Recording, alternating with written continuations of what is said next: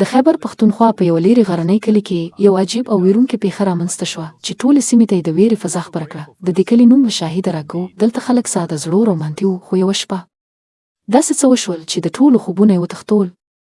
د کلي په څنډه کې یو زوړ او وران کور و. خلکو ویل چې هلته جنات اوسي. مشکران به تل ماشومانو ته ویل چې د کور ته مه ورځئ، خو ځوان هلکان په ځانګړي ډول دوه ملګري رحمان او ګل خان دا خبرې یوازې کیسې ګڼلې. یوه شپه دوی پرېکړه وکړه چې د دې کور راز به معلوم کړي. سپوږمۍ روښانه وه او نرمه هوا ونې خورولې. دواړه ملګري په لاسونو کې ټارچونه نیولي ورو ورو د کور پر لور روان شول.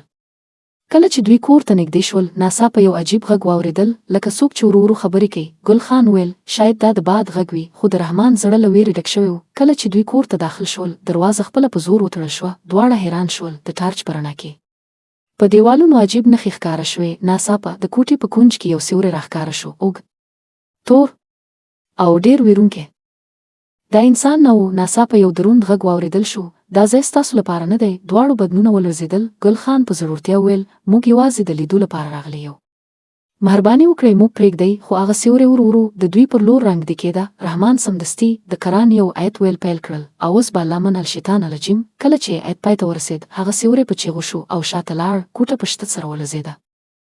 دروازه ناڅاپه خلاصه شوه او دواړه ملګري په منډه له کوره وتل. کله چې کلي ته ورسېدل، دوی ټولو خلکو ته ټوله کیسه وکړه. مشکرانو وویل موږ مخکې منع کړي وو، دا د جناتو ځای دی. له هغه ورځې وروسته رحمان او ګل خان بیا هېڅکله دې ځای ته لاړ نه شول. د کلي خلک هم نور دې کور ته نه نږدې کېږي او وایي چې د شپې لخوا لا هم له هغه ځای عجیب غږونه اورېدل کېږي، او څوک چې هلته لاړ شي یا ناروغ شي او یا بیا هېڅکله بیرته نه راګرځي. که تاسو تر دې دمه زموږ ویډیو ګورله، نو مهرباني وکړئ زموږ چینل سبسکرایب کړئ او ویډیو لایک کړئ، ترڅو زموږ راتلونکي کیسې تاسو ته په لومړي ځل ورسیږي.